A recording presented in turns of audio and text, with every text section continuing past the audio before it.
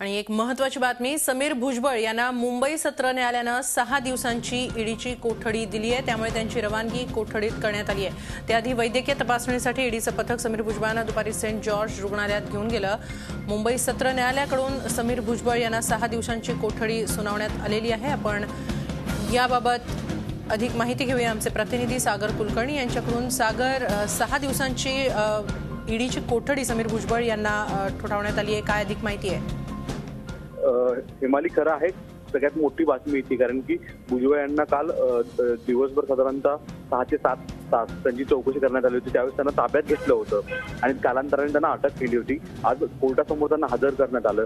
त्यावेळेस ईडीच्या वतीने सरकारी जे वकील आहेत त्यांनी भूमिका मांडली की एवढा मोठा गैरव्यवहार आहे आणि या संदर्भात वेगवेगळी प्रकरणं आहेत, याची अधिक सखोल चौकशी करण्यासाठी आम्हाला कालावधी हवा आहे आणि विशेष म्हणजे जे संबंधित आरोपी आहेत त्यांच्यावर जे चौकशी सुरू आहे ते कोणतीही सहकार्याची भूमिका घेत नाही आहेत। त्यांना वारंवार समज दिला आहे पण तरी देखील त्यांनी सहकार्य करत नाही आहे। आम्हाला या प्रकरणाचा अधिक तपास करण्यासाठी त्यांना कस्टडी देण्यात यावी अशी स्वरूपाची मागणी कोर्टासमोर मांडली।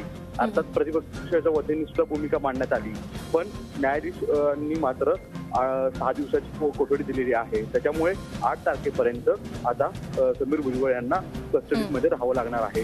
भुजबळांसाठी ही मोठी घटना आहे कारण की भुजबळ कुटुंबियातला एक मोठा जो छगन भुजबळांचा बॅकबोन मानला जातो समीर भुजबळ यांना कोठडीमध्ये जाणं आता पर्याय आहे, त्यांना कोठडीत जावं लागणार आहे। नक्की, धन्यवाद सागर, आपण दिलेल्या या सविस्तर माहितीबद्दल। समीर भुजबळ यांना 6 दिवसांची ईडीची कोठडी ठोठावण्यात आलेली आहे। मुंबई सत्र न्यायालयाकडून त्यांची रवानगी कोठडीत करण्यात आली आहे। झी 24 तास रहा एक पाऊल पुढे।